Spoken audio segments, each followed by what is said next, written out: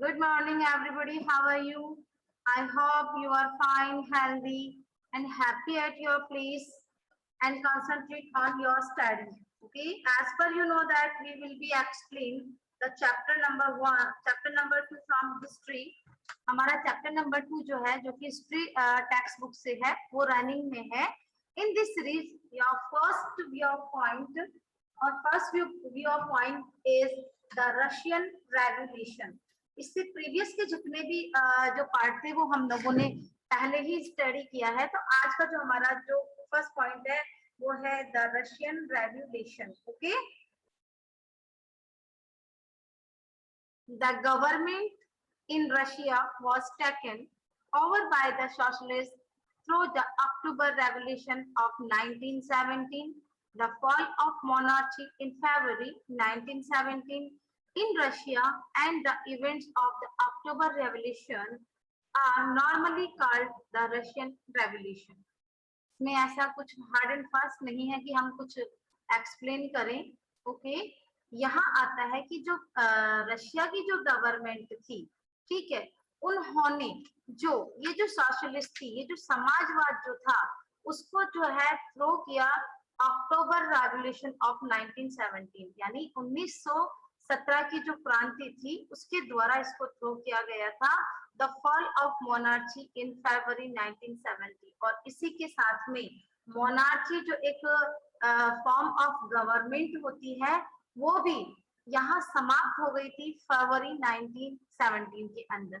Russia and events of the October, और इस प्रकार नॉर्मल रूप से इस प्रकार का जो इवेंट हुआ था वो कहलाया रशियन रेवोल्यूशन. तो यहाँ सबसे बड़ा जो इम्पोर्टेंट जो फैक्टर था वो ये था कि यहाँ पर मोनार्ची सिस्टम, मोनार्ची का मतलब यहाँ होता है राजतंत्रात्मक, यानी जहां एक राजा के द्वारा रूल किया जाता है, शासन किया जाता है, जो भी रूल एंड रेगुलेशन जो होते हैं वो क्रिएट किए जाते हैं बाय द किंग या क्वीन, वो कहलाता है मोनार्ची.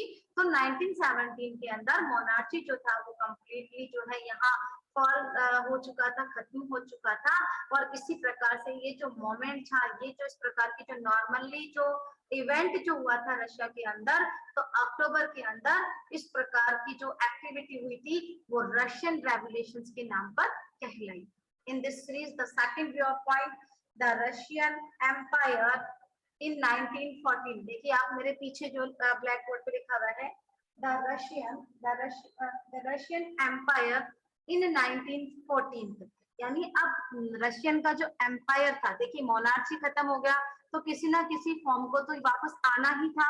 तो 1914 के अंदर रशियन का जो एम्पायर था पहले वो कैसा था उसके बारे में हम पढ़ेंगे. सोसाइटी कैसी थी भाई, जब मोनार्ची खत्म हुआ तो क्या हुआ, बाद में कैसी सिचुएशन आई, कैसा सोशल रहा, कैसा इकोनॉमिक फैक्टर रहा.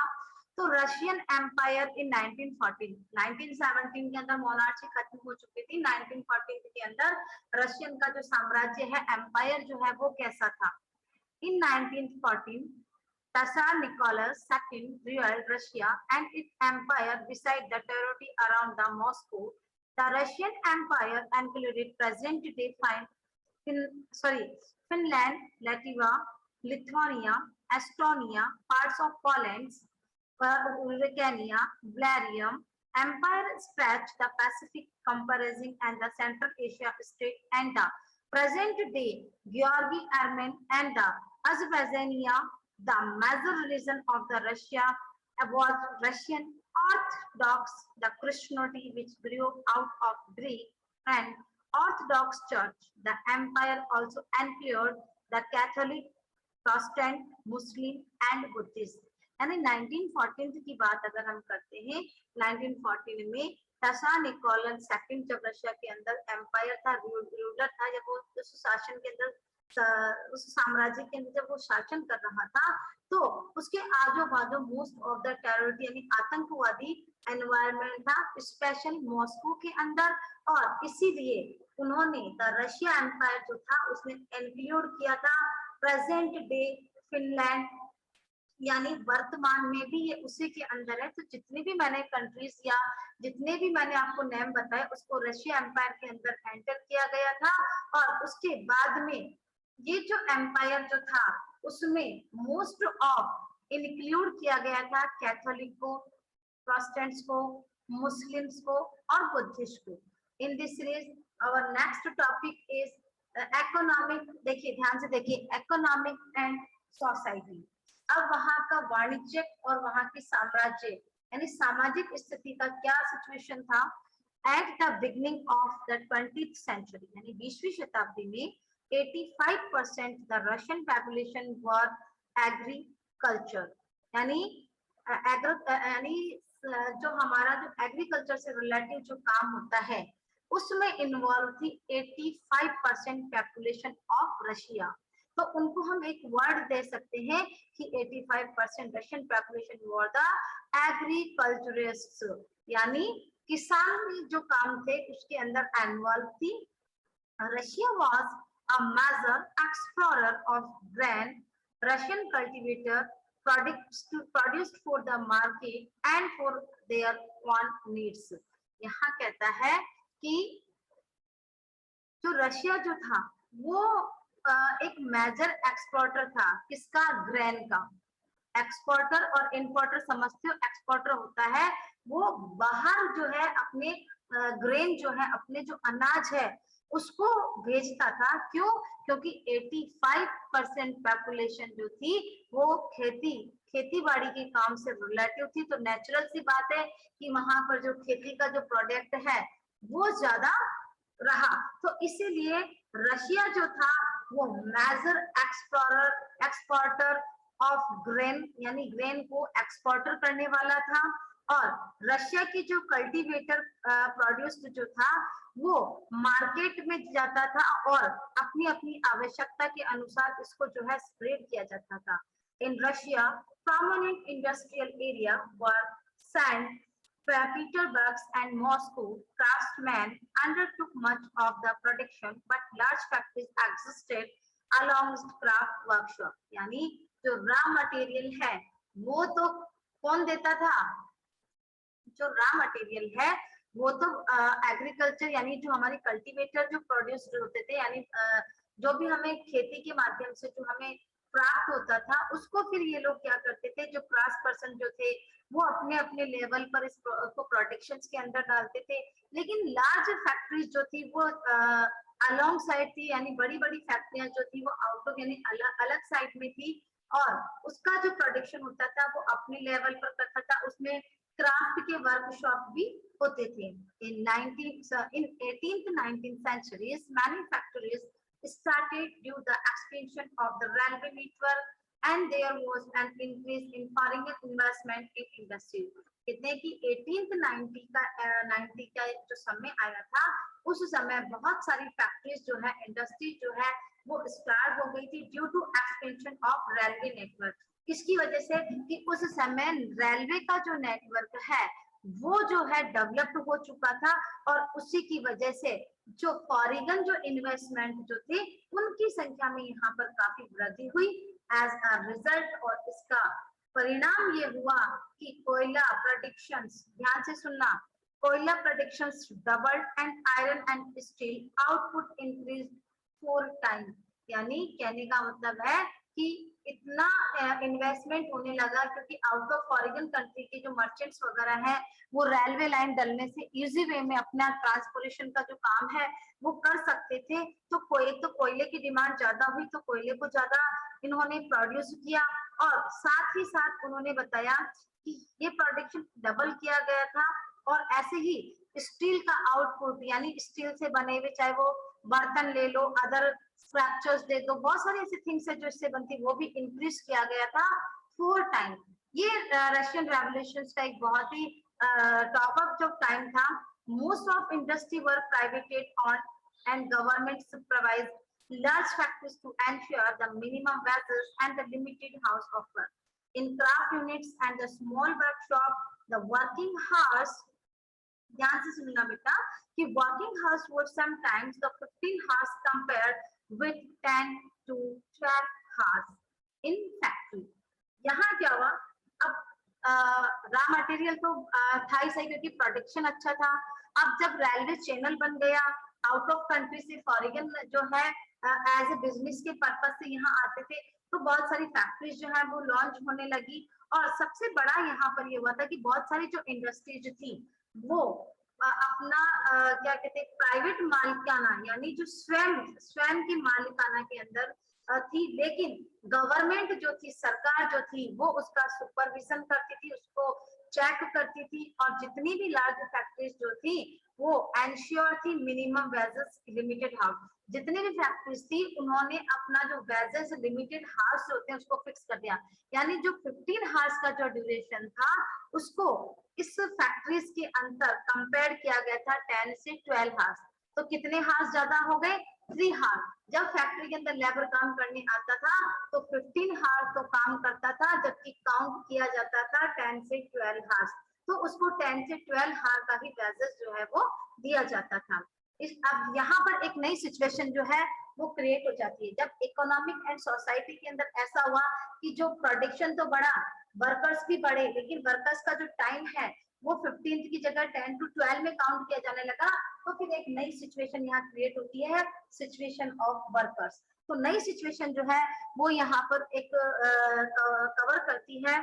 तो वर्कर्स आर, या सिचुएशन ऑफ वर्कर्स का मतलब है कि जो भी एम्प्लॉयर्स जो थे, जो फैक्ट्रीज वगैरह में जो काम करते थे, उनकी क्या स्थिति थी, क्या सिचुएशन थी उनकी।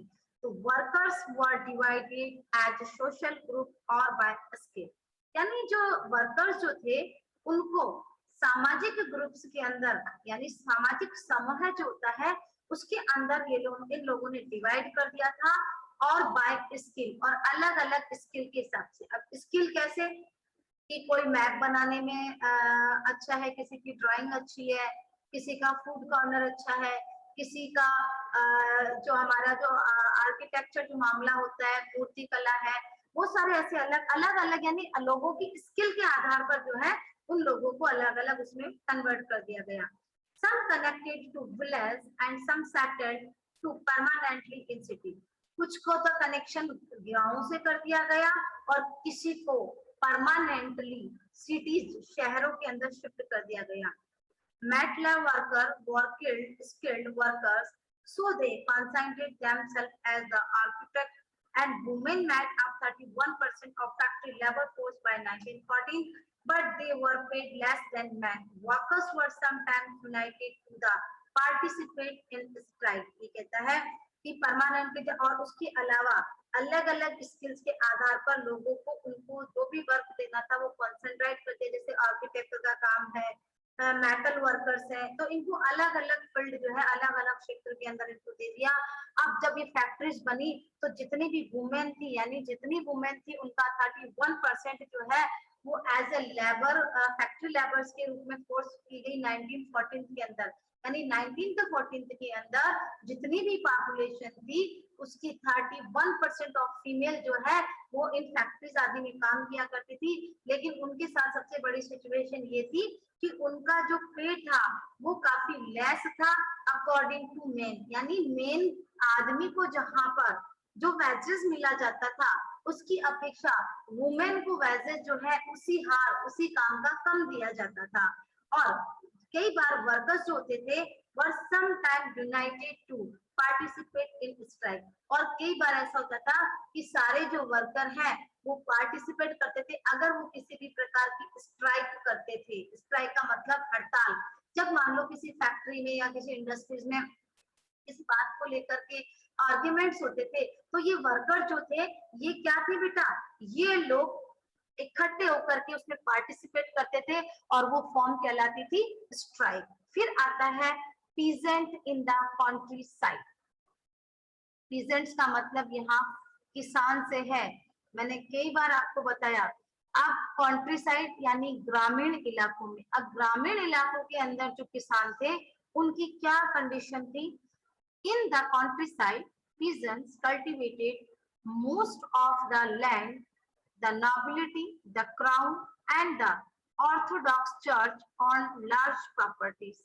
कंट्री साइड के अंदर जितने भी पीजेंट्स थे, जितने भी किसान थे, मोस्ट ऑफ जो है वो लैंड को कल्टीवेटेड करते थे, यानी खेती का काम, खेतों को जोतना सींचना सारा काम करते थे। और जितने भी नॉबिलिटी, जो भी क्राउन पर्सन जो थे, वो चर्च के अंदर होते थे और जिनके पास में एक लार्ज काफी सारी प्रॉपर्टीज हुआ करती थी। Here the peasants were divided on the religion basis and they had to respect for the nobility।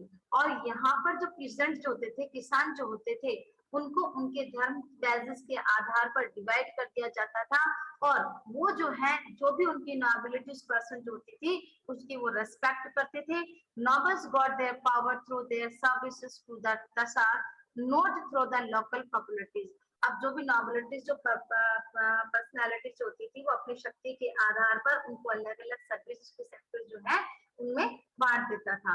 फिर इसके अंदर आता है फ्रांस। इसी समय के अंदर in France, during the French Revolution in the Brittany, peasants respected noble and the fought for them, but in Russia peasants wanted the land of nobles to be given to them. They refused to pay rent and even the murdered landlords in 1902. This occurred in a large scale in South Russia, but late in 1905, thus the incident spread all over Russia। ये कहता है कि France के अंदर जिस समय क्रांति चल रही थी, स्पेशल ब्रिटेनी के अंदर पीजेंट जो है वो रेस्पेक्ट करते थे नॉबल्स का एंड फॉट फॉर देम, और उनके लिए लड़ते भी थे। But in Russia peasants wanted to land of the nobles to be given them. लेकिन रशिया के अंदर जितने भी किसान थे, वो इन नॉबल से लैंड की रिक्वायरमेंट करते थे, लेकिन they refused no pay rent on the even। लेकिन उनको किसी भी, जैसे मान लो वहां के जो नोबल पर्सन है, उन्होंने उनकी जो लैंड है उसको अपने उसमें ले लिया कि भाई यहाँ पर कल्टीवेशन का काम करेंगे, तो उसके एवज में उनको किसी भी प्रकार का पे और रेंट नहीं दिया जाता था, उन पर फोर्स बनाया जाता था, उन्हें रिफ्यूज किया जाता था। और अगर ज्यादा प्रॉब्लम क्रिएट होती थी तो उस लैंड लॉर्ड जो होता था उसका मर्डर कर दिया जाता था।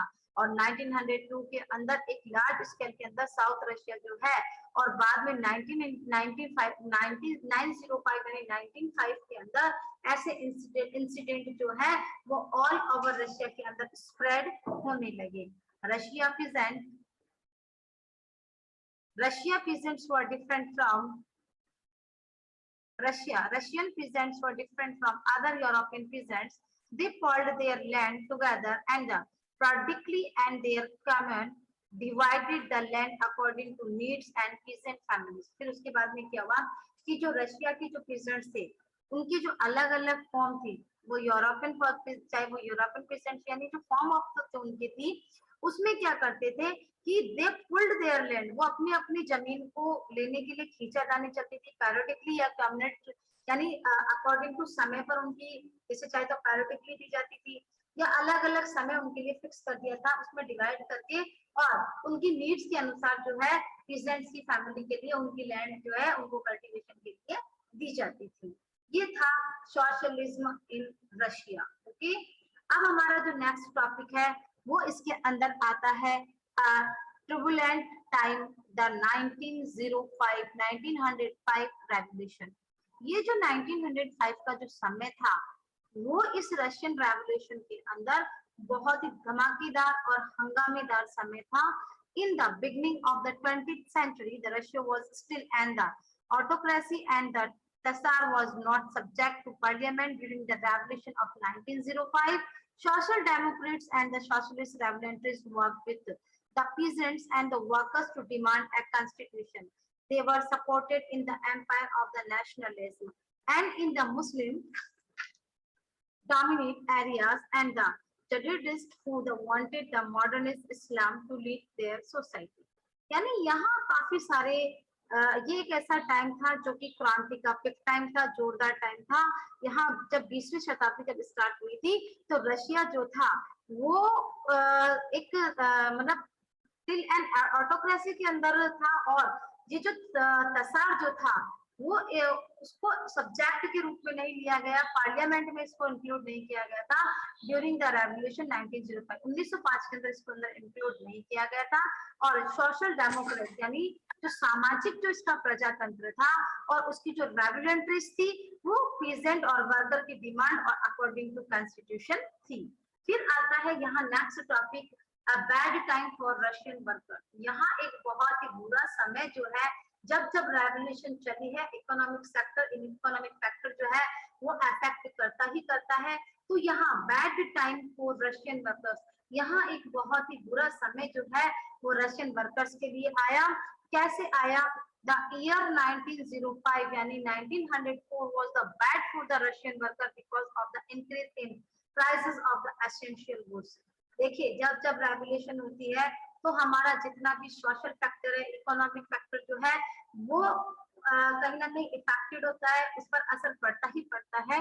तो जब 1905 रेवोल्यूशन का जब हंगामेदार समय आया, उससे एक साल पहले ही जो रशियन जो वर्कर्स जो थे उनका बहुत ही बुरा समय आया।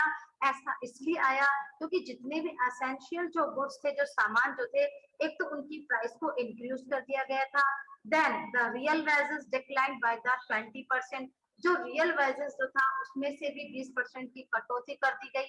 The membership of workers associate rose dramatically, और जितने भी मेंबरशिप ऑफ वर्कर जो थे वो जितनी, जैसे पहले तो क्या होता था कि जब भी कोई काम होता था तो जितने भी वर्कर थे वो इंक्लूड होकर के स्ट्राइक वगैरह कर सकते थे, तो वैसा मोमेंट अब यहाँ नहीं रहा।